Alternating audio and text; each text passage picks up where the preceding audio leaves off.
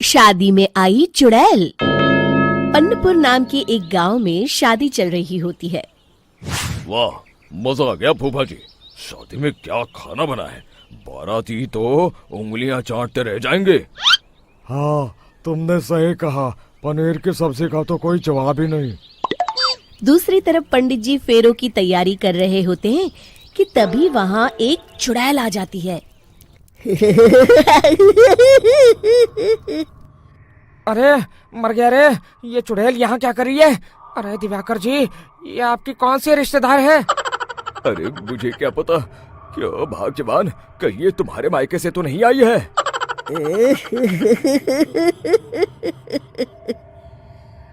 तुम लोगों की इस गांव में बारात लाने की हिम्मत कैसे हुई?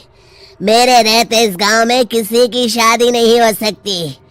अब तुम लोग देखो मैं क्या करती हूँ। अरे मर गया रे, मैंने सुना है ये जबान की पक्की है। भागो रे भागो, वरना ये चुड़ैल किसी को नहीं छोड़ेगी। हाँ, तुम सही कहते हो मोहन भाई। यहाँ से भाग लेने में ही हम सबकी भलाई है। देखते ही देखते शादी के मंडप में भगदड़ मच जाती है और चुड़ैल सब कुछ उजाड़ कर रख देती है।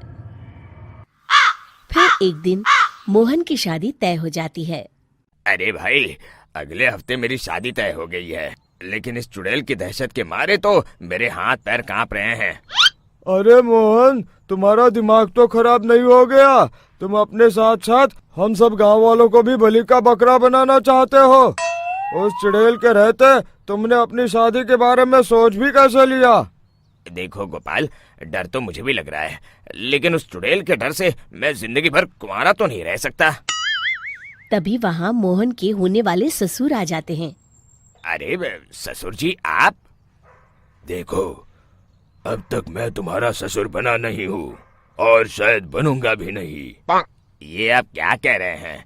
मैंने तो शादी का कोड भी सिलवा लिया है। मैं अपनी बेटी की शादी किसी अच्छे गांव में कराना चाहता हूँ।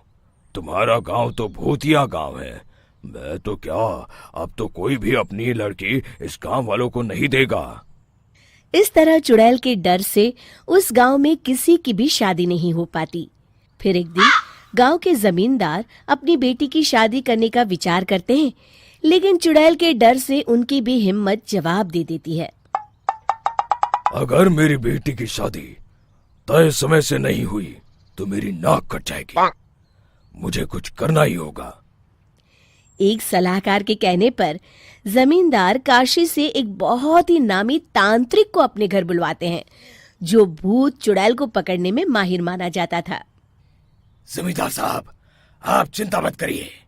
इस गांव की सीमा में प्रवेश करते ही मुझे उस चुड़ैल के बारे में सब पता चल गया था। आप उसे जल्दी से जल्दी कैद कर लीजिए ताकि मैं अपनी बेटी की शादी कर सकूं। जब वो चुड़ैल एक इंसान थी, तब ठीक उसकी शादी करने वाले दिन ही उसकी और उसके होने वाले पति की एक दुर्घटना में मौत हो गई थी। उसका होने वाला पति आज भी भूत बनकर जंगल में भटकता है। इसलिए जब तक चुड़ैल की शादी नहीं हो जाएगी, वो किसी और की भी शादी नहीं होने देगी। ये आप क्या कह रहे हैं? अगर वो भूत भी हमारे गांव में आ गया तब हमारा क्या होगा? ये आदमी बीच में बहुत बोलता है, इसे बाहर निकालो। उसके बाद तांत्रिक बताते हैं कि अगर उस भूत के साथ चुड़ैल की शादी करा दी जाए तो वो चुड़ैल हमेशा हमेशा के लिए उस गांव को छोड़कर चली जाएगी। जमींदार साहब, आप अपनी बेटी की शादी की तैयारी शुरू कर दीजिए। मैं कुछ गांव वालों को अपने साथ लेकर उस भूत को ढूंढने जंगल की ओर जाता हूँ। इस तरह जमींदार निश्चित होकर अपनी बेटी की शादी करवाने लगते हैं, लेकिन तभी वहाँ चुड़ैल आ जाती है। मैंने तुम गांव वालों को समझाया था ना कि इस गांव में कभी कोई शादी नहीं करेगा। लगता है तुम लोग मुझे हल्के में ले रहे हो। चुड़ैल जमींदार की बेटी को उठा लेती है।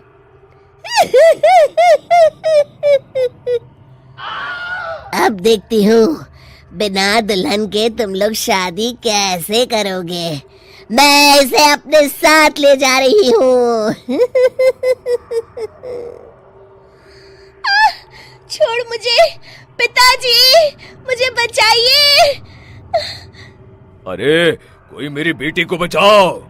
तभी तांत्रिक उस भूत को लेकर वहां पहुंचता है। अरे भाग्यवान, रुको, इन मासूमों को परेशान मत करो, मैं आ गया हूँ, अब तुम मेरे साथ चलो। चुड़ैल बहुत खुश हो जाती है। आप आ गए, चलिए अब हम मंदिर में चलकर शादी कर लेते हैं। अरे अरे अरे अरे, ये क्या कह रही हो? मंदिर में जाके दोबारा मरना है क्या? चलो, आज से हम जंगल में रहेंगे। चुड़ैल चली गई, अब मेरी शादी हो जाएगी। इस तरह सभी गांव वाले खुशी से झूमने लगते हैं।